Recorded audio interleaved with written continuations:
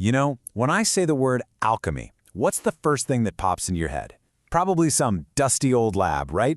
Bubbling potions, maybe a wizard in a pointy hat trying to turn a lump of lead into a bar of gold? Well, what if I told you that that whole story was just a cover, a metaphor for something way more personal and way more powerful? Let's just dive right into the deep end here. What if the entire point of this ancient secret science wasn't about changing metals at all? What if it was about changing us? The transformation, not of elements, but of the human soul. And you can really see the two sides of the coin right here. On one side, you've got the popular myth, the hunt for physical gold, for earthly riches. But on the other side, that's where the real secret lies. The true goal was to transform the heavy, dull lead of our own human ignorance into the shining, pure gold of enlightenment. We're not talking about getting rich, we're talking about getting free. All right, so here's our game plan for unpacking this whole thing. We're going to go beyond lead and gold. Then we'll crack open the Emerald formula. After that, the great secret is going to be revealed. We'll peek inside the inner laboratory where all the magic happens. And finally, we'll follow the trail of this knowledge as a treasure of destiny. Okay, first things first. We're going beyond lead and gold to get right to the heart of what this stuff is really all about. So here it is, the core definition. Alchemy, at its heart, is the science of setting your own soul free. You can think of it like a kind of spiritual technology, one designed to hit the fast-forward button on your personal evolution, all within a single lifetime. It's about turning the raw material of who you are into the perfected gold of who you could be. And get this, according to the legends, this knowledge wasn't even something humans came up with. It's said to have been a gift from these divine beings, sometimes called the Shining Ones, and it was passed down through the greatest ancient cultures, Sumeria, Egypt, you name it. But as orthodox religions grew more powerful, this science got pushed into the shadows, forced underground into secret mystery schools. And it's in those hidden corners that it became known as the perennial philosophy. This idea that there's one single universal truth that connects all the world's spiritual paths.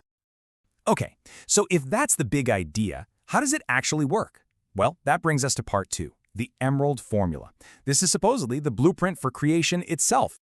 This right here is probably the most famous line in all of alchemy, straight from the legendary Emerald tablet. As above, so below. This is the master key. It basically means that the entire universe, the macrocosm, is a perfect reflection of you, the microcosm. The same laws, the same patterns that build stars and galaxies are also at work inside your own body, your own mind, your own soul. And this transformation isn't just some random, messy process. Oh no, it is a highly structured 7-step journey. And you should think of these less as chemical steps and more as psychological stages. So calcination is about burning away your ego, your attachments. Dissolution is about dissolving your old, rigid beliefs. Separation is about figuring out what's really you versus all the baggage you've been carrying. The whole point is to break yourself down, purify what's essential, and then build yourself back up into something new and much, much more brilliant. All right, you with me so far? Because we've laid all the groundwork, and now it is time for the big reveal. Part 3, the great secret revealed. And it's all about something called the divine marriage that happens inside you. So what is the ultimate goal of all this work? What's the grand prize? It's the conscious creation of a totally new vehicle for your soul, what they called a spirit body, an immortal body made of pure light, born from the perfect union of all the warring opposites inside of your own being. And what are these opposites? Well, think about the fundamental pairs that make up our entire reality: the sun and the moon, fire and water, the symbolic king and queen, the male and the female energies that exist in all of us. And this idea is everywhere. In India, they call it Shiva and Shakti. In Taoism, it's yin and yang. Alchemy isn't about one side winning. It's about bringing them together in a sacred marriage to create something totally new. And you know what's wild? This big secret has been hiding in plain sight this whole time. Just look at the Kadusha staff, that symbol of medicine you see everywhere. In esoteric terms, it's a literal roadmap of this process. The staff in the middle, that's your spine. The two snakes winding their way up, those represent the dual energy currents, the solar and the lunar, often called kundalini, rising up your spinal column. They meet at that sphere at the top, which symbolizes the enlightened mind, the crown chakra. And those wings, that's the final stage, the soul becoming free, able to fly from the limitations of the physical body.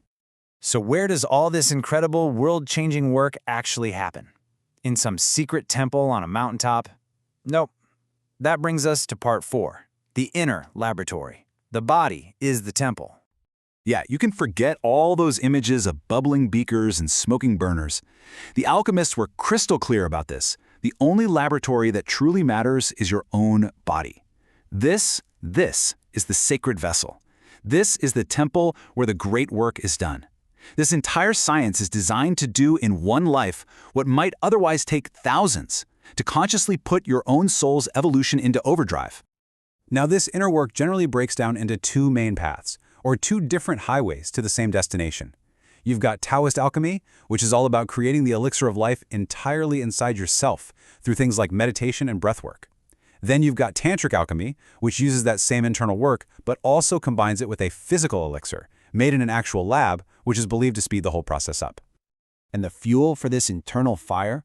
It's your own vital life force, often broken down into what are called the 3 treasures.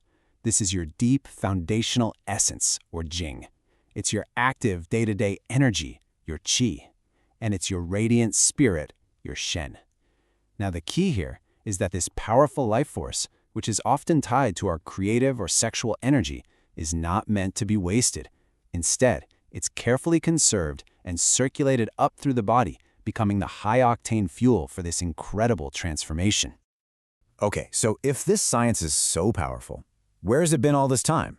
Why isn't this common knowledge? Well, let's zoom out from our inner world and trace the secret history of this knowledge as it moved through time. This is part 5, a treasure of destiny. So the legend goes something like this. The original secrets were kept safe in ancient Egypt. From there, they were said to have been housed within King Solomon's temple. Then, the story goes, the Knights Templar discovered this knowledge and secretly brought it back to Europe. It was eventually passed on to groups like the Freemasons, a direct line of transmission that some people believe leads straight to the founding fathers of the United States. And if you think that sounds like a stretch, check this out. Look up, way up. Inside the dome of the U.S. Capitol building, there is a massive painting there called the Apotheosis of Washington. Now, apotheosis literally means the act of becoming a god, and that's exactly what it shows.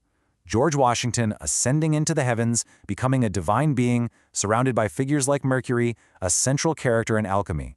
It is a stunning, public display of that ultimate alchemical goal, humanity achieving its own divine potential. So after all that, this secret history, this ancient wisdom, where does it leave us right here, right now? That brings us to our final section, the return of the science, and a very big question about a new golden age.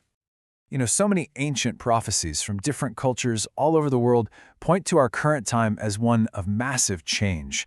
Astrologically, we're said to be leaving the age of Pisces and entering the age of Aquarius. And what's the symbol for Aquarius? It's the water bearer, pouring out the waters of knowledge, the elixir of transformation for everyone. The thinking is that as humanity faces these huge, unprecedented challenges, rediscovering this inner spiritual technology isn't just a fun hobby, it might just be essential for our future. And that really is the final thought to leave you with. After we've traced this hidden knowledge from ancient legends to the very halls of modern power, from the vastness of the cosmos right down into the cells of our own bodies, we have to ask ourselves, could this ancient science of the soul, this true alchemy, be the forgotten key to unlocking humanity's next great evolutionary leap?